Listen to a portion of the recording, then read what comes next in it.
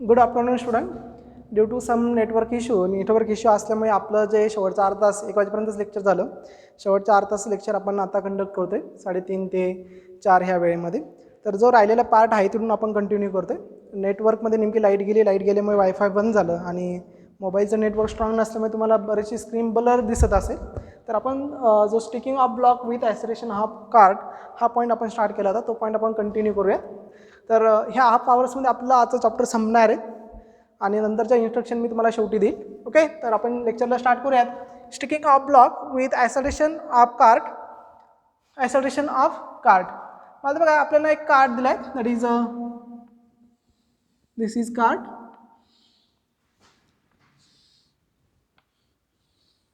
Okay, this one is card going on this horizontal surface. आणि ह्या कार्डला एक ब्लॉक जो आहे तो स्टिक केलेला आहे. आपण काय केलेलं आहे, स्टिक, त्याचं मास स्मॉल एम आहे.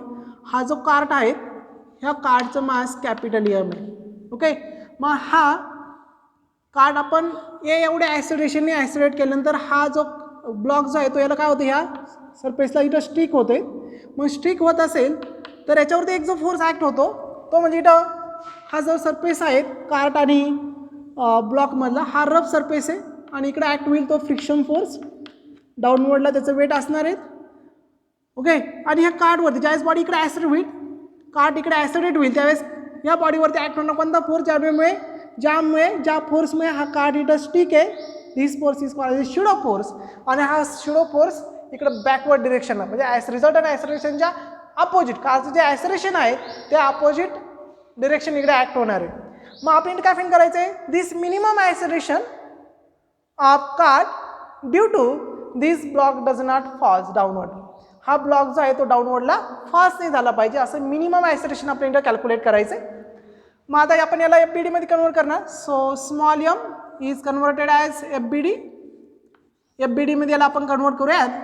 अपवर्डला ॲक्ट होईल, that is friction force.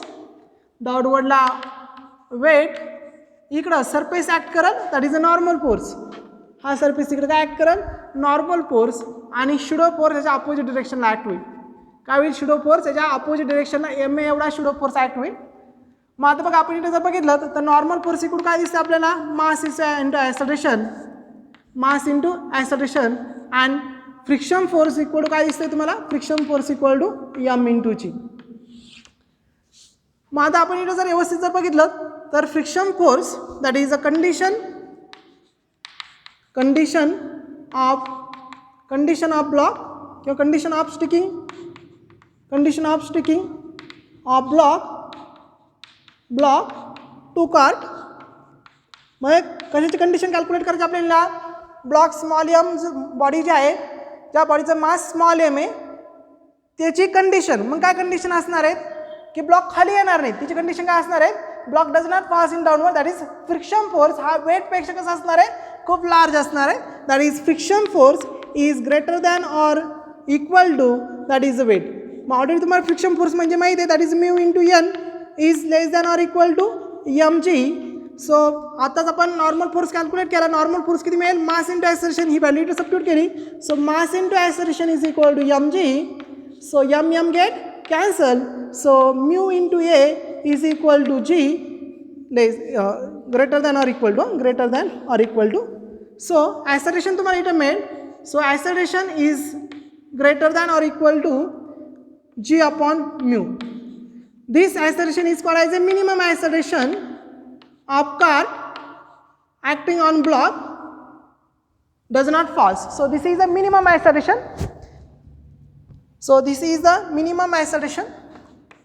This is the minimum acceleration of card due to card so that block does not fall,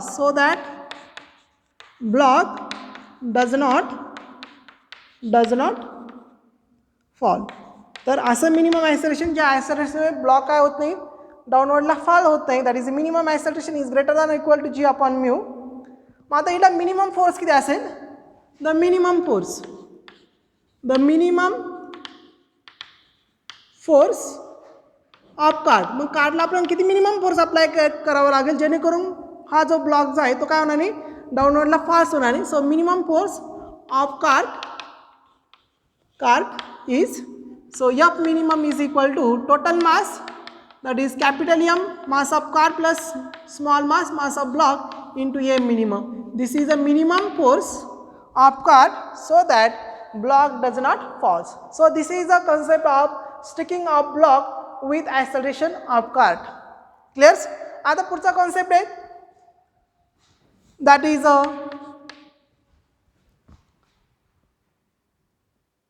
sticking of person with the wall rotor. Sticking of a person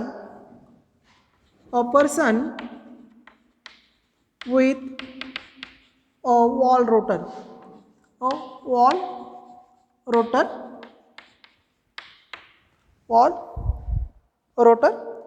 wall rotor त्याला death of wall असं म्हटलं जातं, मौत का कुआं आपण ज्याला म्हणतो, डेथ ऑफ वॉल.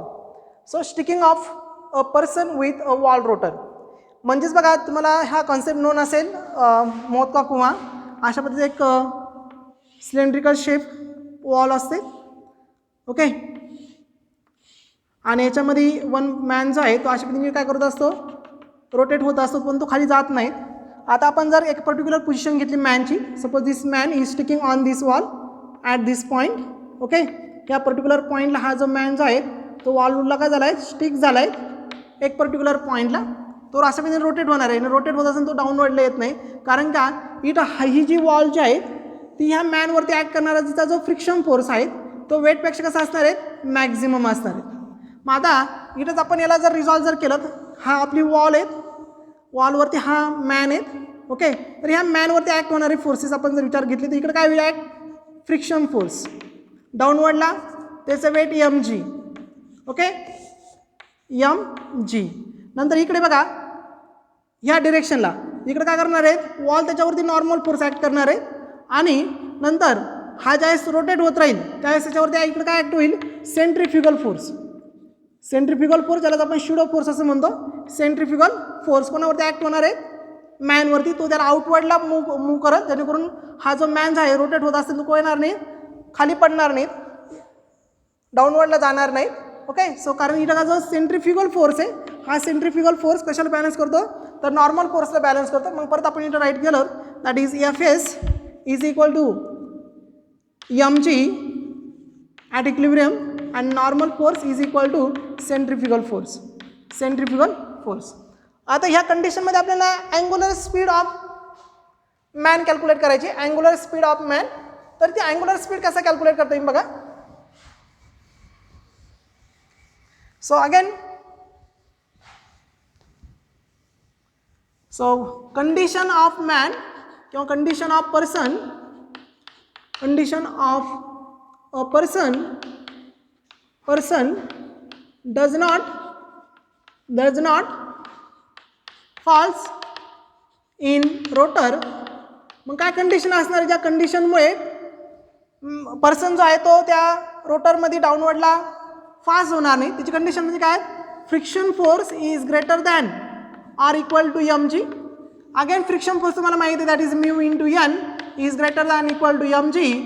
सो आता इथं तुम्हाला मी सांगितलं की तुमचा normal force, here normal force काय आहे, तर सेंट्रिफ्युगल फोर्स आहे. Normal force is equal to centrifugal force, आणि सेंट्रिफ्युगल फोर्स माहिती मग काय असतो, mr omega square. r is a radius of this wall, this rotor, आणि m is a mass of man. So यांची व्हॅल्यू आपण इथे सबस्टिट्यूट केली तर काय होईल, मग mu into mr omega square is greater than or equal to mg.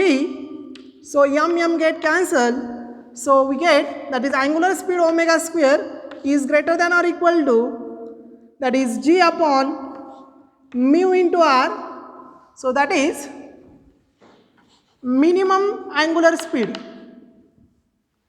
That speed, this man does not pass in a rotor, this minimum speed is equal to root of g upon mu into r.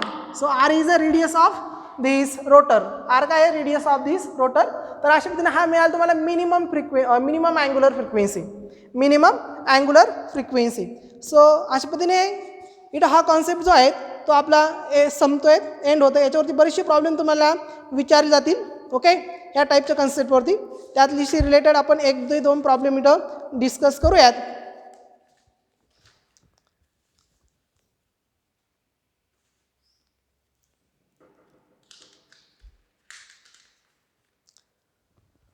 मग आता problem आता discuss करूया. हा concept समजला तुम्हाला, रोटरचा concept. It is very simple concept. इथं minimum angular speed मिळेल तुम्हाला under root g upon mu into R. Okay, इथं थेरॉटिकल तुमचं चॅप्टर जे आहे फ्रिक्शन हे पूर्णपणे संपतं. याच्यावरचे सगळे पॉईंट आपण विथ एक्झाम्पल डिस्कस केली आहे. आज तुम्ही काय करणार, एक्झरसाइज 1, एक्झरसाइज 2, टास्क 2 तुम्हाला सॉल्व करायला सांगितली.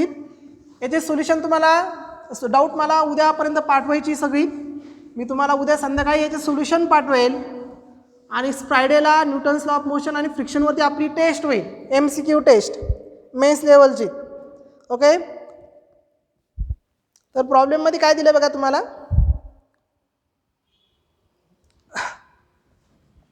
एक हॉरिझॉन्टल सरफेस दिला आहे आणि त्याच्यावर एक इन्क्लाइन सरफेस बॉडी आहे अशा पद्धतीची, आणि ह्या बॉडीवरती इन्क्लाइन सरफेसवरती एक ब्लॉक आहे. ह्या ब्लॉकचं मास m आहे आणि हा जे इन्क्लाइन प्लेन जो आहे, वेज आहे, तो हॉरिझॉन्टल पॉझिटिव्ह एक्सिसला ॲक्सेलरेट होत असेल तर आपल्याला इथं कॅल्क्युलेट करायचं आहे what is a friction force, coefficient of friction आपल्याला कॅल्क्युलेट करायचं आहे. काय फाइंड करायचं आहे, coefficient of friction. He body इकडे ॲक्सेलरेट होते 3 मीटर पर सेकंड स्क्वेअरनी.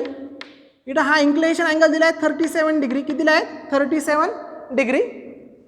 तर आपल्याला क्वेश्चन काय विचारलं आहे, what is the coefficient of friction between this wedge and body, जेणेकरून this body is rest on this wedge surface.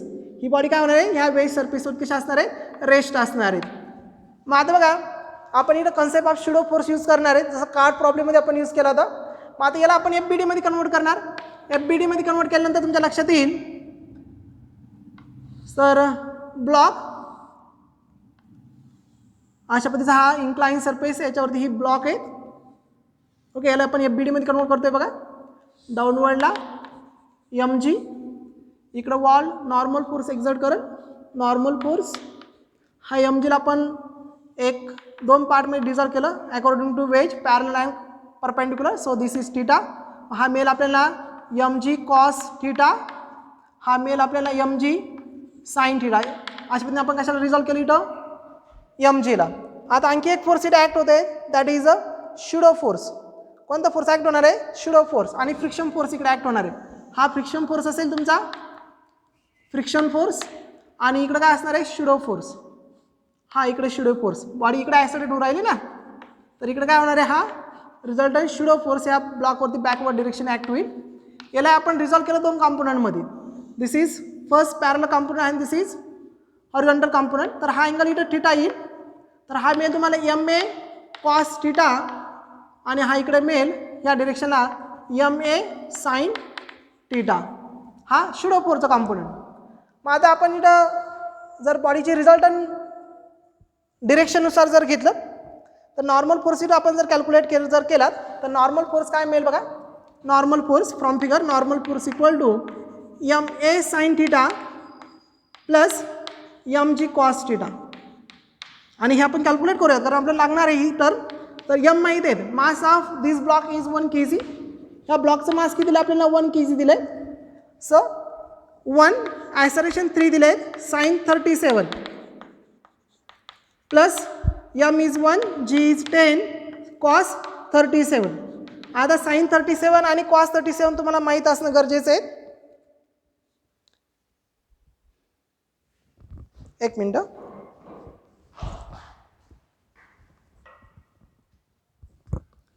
तर बघा मग आता इकडे व्हॅल्यू टाकूयात आपण. So normal force MA cos sine theta plus mg cos theta मिळाला. तर मग बघा 1 × 3 sine 37, 3/5 plus 10 × cos 30, cos 37 is 4/5. तर हे रिक्वायर्ड आन्सर तुम्हाला मिळेल 9/5 plus 14/5. So 49 divided by 5. This is nearly equal to 10 म्हणू शकतो आपण, पण आपण इथे घेणार 9.8 न्यूटन्स. हा काय मिळेल तुम्हाला? Normal force. आता इकडे बघा, ही झाली परपेंडिक्युलर डिरेक्शन. आता पॅरलल डिरेक्शन आपण जर सॉल्व जर केली पॅरलल डिरेक्शन, तर पॅरलल डिरेक्शनला तुम्हाला फोर्स मिळेल that is F, friction force F is equal to, जेणेकरून या फ्रिक्शन फोर्समध्ये ब्लॉक काय येणार नाही, डाऊनवर्ड येणार नाही. हा फ्रिक्शन फोर्स म्हणजे काय असणार आहे? F is equal to M G sine theta minus M A cos theta. कसं आलं हे बघा, वर्टिकल कंपोनंट काय येईल? F plus M A cos theta, आणि याला अपोजिंग करणार आहे M G sine theta. F plus A cos theta is equal to M G sine theta. So F is equal काय मिळेल मग? M G sine theta minus M A cos theta. हा काय मिळेल तुम्हाला? Friction force. कॉन्सेप्ट लक्षात आली का? अंडरस्टँड होतंय का? नक्की. ओके. मग आता तुम्हाला एफ माहीत, एम माहीत, M is 1, G is 10, sine 37. Sine 37 किती येईल? तर आपण इथंच घेतला sine 37, 3/5 minus M1 A is 3 into cos theta 4/5. So again इथे तुम्हाला मिळेल that is 30/5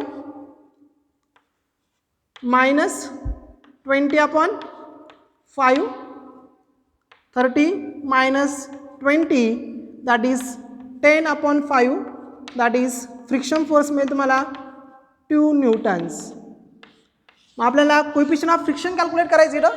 सो तुम्हाला माहिती आहे मग coefficient of friction that is mu is equal to F upon friction force divide by the normal force. So friction force किती इथं? 2 upon normal force किती आला?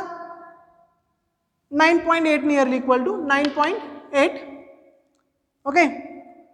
आणि याने याला डिवाइड जर केलं तर आपल्याला हे मिळेल दॅट इज 20/98. सो हे जे आहेत ते नियरली इक्वल आपल्याला 1.9च्या आसपास मिळेल. 1.9. ओके.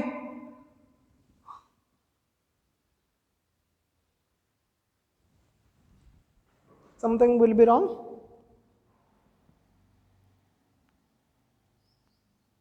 One minute. काहीतरी चुकतंय आपलं. So small mistake is here. इथं आपली स्मॉल मिस्टेक झाली. हे बरोबर आहे. 0.2 नियरली इक्वल टू 0.2.5च्या आसपास आपल्याला काय मिळेल? याचा आन्सर मिळेल that is a mu. 0. Something म्हणजेच आपल्याला जो विचारला क्वेश्चन होता की आपण इथं एक वेज शेप बॉडी घेतली, त्याच्यावरती एक बॉडी मास घेतलं, ती बॉडी जर इकडे ॲक्सलरेट होत असेल 3 मीटर पर सेकंड, त्यावेळेस हा ब्लॉक इथं स्टिक होणार आहे. त्यावेळेस स्टिक होत असेल तर इथं ह्या वेज रफ सरफेस आणि ब्लॉकमध्ये मधला जो कोएफिशिएंट ऑफ फ्रिक्शन असणार तो किती असणार, ह्या टाईपचे प्रॉब्लेम तुम्हाला विचारले जाऊ शकतात. ओके. तर अशा पद्धतीचे प्रॉब्लेम तुम्हाला सॉल्व्ह करता येणं गरजेचं आहे. आणखी आपण एक प्रॉब्लेम घेऊयात. आणखी एक प्रॉब्लेम.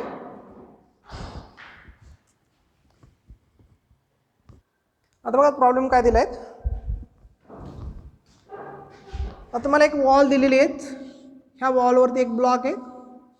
ह्या ब्लॉकवरती आपण इकडून 10 न्यूटन एवढा फोर्स अप्लाय करतोय आणि 10 न्यूटन फोर्स अप्लाय केल्यानंतर ही वॉल ब्लॉक जो आहे तो ह्या वॉलला स्टिक होतोय. त्यावेळेस आपल्याला ह्या ब्लॉकचं मास विचारले. What is the mass, sorry what is the weight of block. What is the weight of block. माझा जर हा ब्लॉक जर ह्या वॉलला स्टिक होत असेल तर आपण इथं समजा याला रिझॉल्व जर केलं तर इथं वॉल आणि ब्लॉकमध्ये अपवर्डला येईल फ्रिक्शन फोर्स आणि इकडं काय येईल दॅट इज एम जी. आता इकडं अप्लाइड फोर्स याच्या अपोजिट डिरेक्शनला त्याच व्हॅल्यूमध्ये कोण असणार आहे? Normal force. म्हणजे थोडक्यात आपण याला एफ बी डीमध्ये कन्वर्ट केलं तर इकडं अप्लाइड फोर्स 10 न्यूटन्स आहे आणि इकडं काय असणार आहे तुमचा नॉर्मल फोर्स. मग आता इथं माहीत आपल्याला नॉर्मल फोर्स किती येणार आहे? 10 न्यूटन्स आणि weight of block is equal to friction force Fs. So mg is equal to Fs. So Fs is mu into n. mu. मग आता सपोज इथं तुम्हाला कोइफिशियंट ऑफ फ्रिक्शन 2 दिला आहे 0.2 किती दिला आहे 0.2 सो 0.2 इंटू नॉर्मल फोर्स किती आहे 10 so mg is equal to 2 newtons it is the weight of ब्लॉकचं वेट किती येईल मग 2 न्यूटन. अशा टाईपचे प्रॉब्लेम तुम्हाला विचारले जातील. अशा पद्धतीने ह्या चॅप्टरवरची बरीचशी प्रॉब्लेम पण आपण डिस्कस केली, सगळा कॉन्सेप्ट पण डिस्कस केलेला आहे. तर इथं आपलं हे फ्रिक्शन हे पूर्ण चॅप्टर थेरॉटिकल पूर्णपणे संपतं आहे. याच्यावरची जी डिफिकल्ट लेवलची प्रॉब्लेम होती ती जवळजवळ आपण सगळी घेतलेली आहे. एक्झरसाइज 1 आणि एक्झरसाइज 2 मध्ये तुम्हाला सिम्पलेस्ट लेवलची प्रॉब्लेम असणार ती तुम्हाला आज आणि उद्या सॉल्व करायची. आजच सॉल्व करायची, उद्या मला सगळ्यांनी डाऊट पाठवायचे, उद्या मी दुपारून तुम्हाला त्याचे डाऊटचं सोल्युशन पाठवेल. फ्रायडेला याच्यावरती टेस्ट होईल. उद्याचं दुपारचं लेक्चर हे नवीन चॅप्टरवरती स्टार्ट होणार आहे.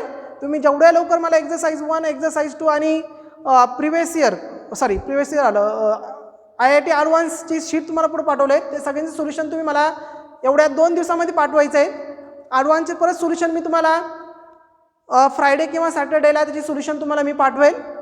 त्या आतमध्ये तुम्हाला सगळे सोल्युशन फ्रिक्शन कंप्लीट करायचं आहे, कारण उद्यापासून वर्क एनर्जी पॉवर सुरू झाला की त्याचे परत टास्क 1 टास्क 2 त्याचे स्टार्ट होतील.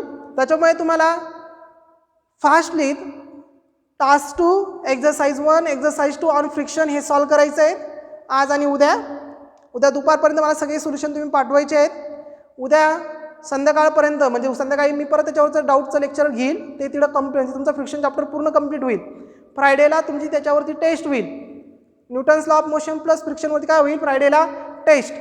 लक्षात का उद्यापासून आपलं वर्क एनर्जी पॉवर हे नवीन चॅप्टर स्टार्ट होत आहेत आणि ही जी मंथली टेस्ट येईल आपली ओके आय थिंक 22 मार्चला आपली मंथली टेस्ट असेल. तर 22 मार्चला आपला झालेला आत्तापर्यंत सगळा syllabus measurement motion in 1 dimension motion in 2 dimension scalar vector projectile motion circular motion Newton's law of motion आणि फ्रिक्शन या संपूर्ण पार्टवरती मंथली टेस्ट तुमची अरेंज केली जाईल. लक्षात आलं. तर फ्रायडेला आपली टेस्ट राहील न्यूटन्स लॉ आणि फ्रिक्शनवरची मेन्स लेवलवरची. तोपर्यंत तुम्हाला फ्रिक्शनची जेवढी येणारे डाऊट आहे ती तुम्ही कंपल्सरी मला पाठवायची. बरेच जण डाऊट टाकले तरी बघत नाहीत, तर तिकडे अटेंडन्स टाकायचं आहे. ज्यावेळेस तुम्ही डाऊटचं लेक्चर बघणार आहे त्या डाऊटच्या लेक्चरला बघत असताना कमेंट्स बॉक्समध्ये प्रेझेंट सर म्हणून हे तिकडे अटेंडन्स तुमचं मेन्शन करायचं आहे. अटेंडन्स सगळ्यांनीच तिकडं मेन्शन करायचं म्हणजे मला त्याच्यावरून तुमची प्रेझेंटी घेता येईल की जणांनी ते लेक्चर डाऊटचे लेक्चर बघितलं की नाही बघितलं. क्लिअर. नंतर लक्षात घ्या तुम्हाला व्यवस्थित अभ्यास करायचा. कॉन्सेप्ट समजत नसेल तर विचारायची आहेत. ज्याला जी कॉन्सेप्ट समजणार नाही त्याचा मी छोटासा व्हिडिओ पाठवून तुम्हाला सेंड करेल. बऱ्याच जणांना पाठवलेले आहेत. तरही बाकीच्यांनी ज्यांना जी कॉन्सेप्ट जिथे समजणार नाही ती कॉन्सेप्ट मला विचारायची आहे. परंतु टाईमपास अजिबातही करायचा नाही. काळजी घ्यायची आहे. घरीच राहायचं आहे. कोविडपासून थोडंसं सावधान राहायचं आहे. प्रमाण खूप वाढलेलं आहे. ओके. तर अशा पद्धतीने आपण आजचं लेक्चर इथं थांबवतो आहे. थँक्यू. इथं फ्रिक्शन हे चॅप्टर संपतं आहे. उद्यापासून आपलं वर्क एनर्जी पॉवर हे नवीन चॅप्टर स्टार्ट होणार आहे. तर इथंच आपलं हे लेक्चर थांबूयात. थँक्यू.